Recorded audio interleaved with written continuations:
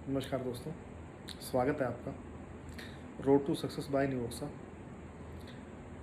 आज का हमारा टॉपिक है कि शादी के बाद लाइफ में क्या क्या चेंजेस आते हैं।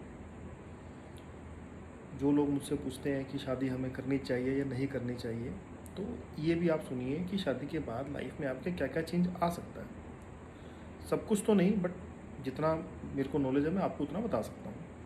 तो सबसे पहली चीज़ दोस्तों, जो बेसिक चीज़ है, आप शादी कर लेते हैं, ठीक है। शादी के बाद सबसे पहले फाइनेंशियल आपके खर्चे बढ़ते हैं, ऑब्वियसली बढ़ेंगे। जब पब्लिक आप लोग बढ़ेंगे तो खर्चे भी बढ़ेंगे, उसमें कोई। उसके अलावा, खर्चों के अलावा,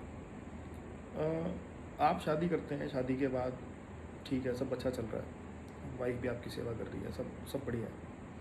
तो जब बेबी होता है दोस्तों, बेबी होने के बाद लाइफ काफ़ी चेंज हो जाती है। उसमें मेजर चेंजेस में क्या रहता है दोस्तों, वाइफ आपकी पूरी तरह से बिज़ी हो जाती है बेबी के अंदर, वो आपको टाइम नहीं दे पाती। फिर फिर आपको थोड़ा इखरता है यार, ये तो मतलब आप चाहोगे मेरे लिए भी थोड़ा टाइम निकले, बट वो उतना ज़्यादा बिज़ी हो जाएगी, वो घर के काम भी पूरे नहीं कर पाएगी, तो आपको कहाँ से टाइम दे पाएगी। तो थोड़ा सा एक मेजर इशू ये भी आता है। फिर थोड़े बहुत बेबी को लेकर के, जब थोड़ा थोड़ा बेबी बड़ा होगा 19-21, उसमें आपको लेकर के आपस में, बेबी को लेकर के आपस में हो सकता है आप किसी और तरीके से चाहते हो पालना, वाइफ का कुछ और तरीका हो, इस बात को लेकर थोड़ा बहुत 19-21 हो सकता है आपके अंदर मतभेद हो। उसके अलावा बहुत सी बातें हैं। कोई लड़की के घर वाले आपके लिए उन्होंने कुछ कह दिया या कुछ ऐसा गलत कर दिया आपके साथ, भाई आपका वहाँ साथ नहीं दे रही है, उस बात पे आपका छोटा सा मनमुटाव हो जाता है। या इसके अलावा मान के चलिए कि वाइफ ने अपनी कोई डिमांड रख दी आपके सामने, आप उसको पूरा नहीं कर पाए, उसको लेकर के वो है। आप अपने लिए कुछ कपड़े लेके आए हैं, वाइफ को लगा यार मेरे लिए कुछ भी नहीं लाए, काफ़ी टाइम से गिफ्ट कोई नहीं दिया आपने अपनी वाइफ को, इस तरह की चीज़ें रहती हैं। खाना आपने नहीं खिलाया बाहर, मान लीजिए आप नहीं खाते बाहर का खाना, आपको पसंद नहीं है, वाइफ आपकी है वो चाहती है कि मुझे बाहर कम से कम 15 दिन में या महीने में एक बार ज़रूर खिलाएं, बट आप नहीं खाते। तो ये कई सारे इस तरह के मुद्दे हो जाते हैं जहाँ पे आप लोगों का आपस में मनमुटाव हो सकता है। शादी से पहले आप कहीं जा रहे हैं, आप बताएं ना बताएं, कुछ आप खरीद रहे हैं, कुछ बताएं ना बताएं, वो चल जाता था। शादी के बाद वाइफ चाहेगी कि आपको वो सब कुछ बताएं। आप जो भी कुछ खरीदें पहले उनको बताएं कि मैं ये खरीदने वाला हूँ या ये मैं करने वाला हूँ, या आप कहीं भी जा रहे हैं, मैं इस टाइम पे जा रहा हूँ, इस टाइम पे मैं आऊँगा। तो ये सब चेंजेस शादी के बाद आते हैं। तो इन सब बातों को लेके आपस में हो सकता है कि आपको लगे नहीं मेरे ऊपर बंदिशें आ रही हैं, थोड़ी फ्रीडम को लेकर के आपके अंदर रहेगी दिक्कत, कि मेरी जो फ्रीडम पहले थी वो फ्रीडम अब नहीं है। ऐसे ही अगर आप फीमेल हैं तो फीमेल के साथ भी यही दिक्कत रहती है। पहले शादी से पहले कुछ और था, शादी के बाद आपके साथ भी कुछ और हो जाता है। बहुत सारी चीज़ें आपकी अपेक्षाएं होंगी, मेरा हस्बैंड ऐसा हो, ऐसा करे, वो नहीं कर पाता, तो फिर दिक्कत आती है। तो कई पत्नियां चाहती हैं कि मेरे घर के काम में मेरा हस्बैंड मेरा हाथ बटाए, बट हस्बैंड को लगता है कि मैं अपने ऑफिस के ही काम पूरे नहीं कर पाता, तो मैं घर के काम में कैसे हाथ बटाऊंगा, उसने कभी घर का काम पहले कभी लाइफ में नहीं किया। कुछ लोग होते हैं जो शुरू से अपना घर का काम पहले भी करते थे शादी से पहले, तो वहाँ आपको प्लस पॉइंट शायद मिल सकता है। अगर कोई आपको ऐसा हस्बैंड मिला तो वो आपके घर के काम भी किया करेगा, थोड़ा बहुत कर दिया करेगा, उसे नॉलेज आप पहले से करता है, उसको कोई हिचकिचाहट नहीं होगी। इसके अलावा सास बहू के झगड़े बहुत कॉमन है, सारी दुनिया जानती है इसके बारे में, वो छोटे मोटे हो जाता है, वो भी रहेगा। आप अगर मेल हो तो आपको सुलझाने पड़ेंगे। वाइफ को हमेशा इस बात की दिक्कत रहेगी कि मुझे अपनी बेटी नहीं मानते, मेरे साथ ऐसा व्यवहार करते हैं, वैसा करते हैं, मैं ऐसा कहती हूँ ऐसा नहीं मानते। तो ये सब चीज़ें रहते हैं, मतलब मल्टीपल्स इशू रहते हैं शादी के बाद। हो सकता है इनमें से कुछ आपके साथ ना हो, कम हो, आधे हों, पर कुछ ना कुछ तो रहता है दोस्तों। शादी के बाद लाइफ पूरी तरह से चेंज हो जाती है, शादी से पहले जो था वो बाद में वैसा नहीं रहता।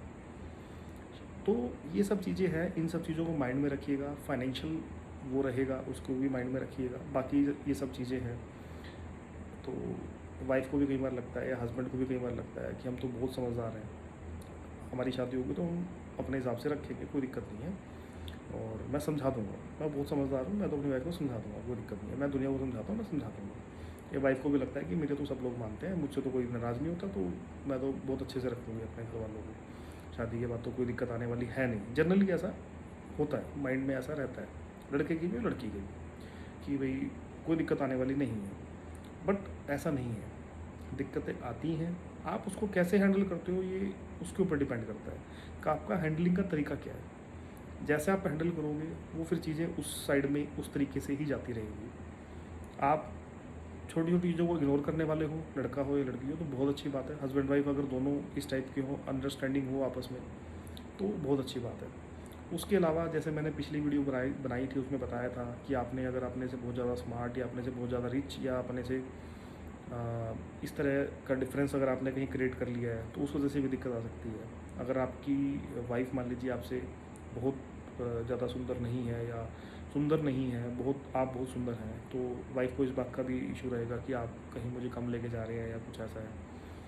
तो वाइफ को भी ये आपको बोल सकती है, उस वजह से भी थोड़े बहुत 19-21 झगड़े हो सकते हैं। तो ये सब चीज़ छोटी छोटी बातें रहती हैं, जो चेंजेस लाइफ में आएगा उसके लिए आप तैयार रहिए।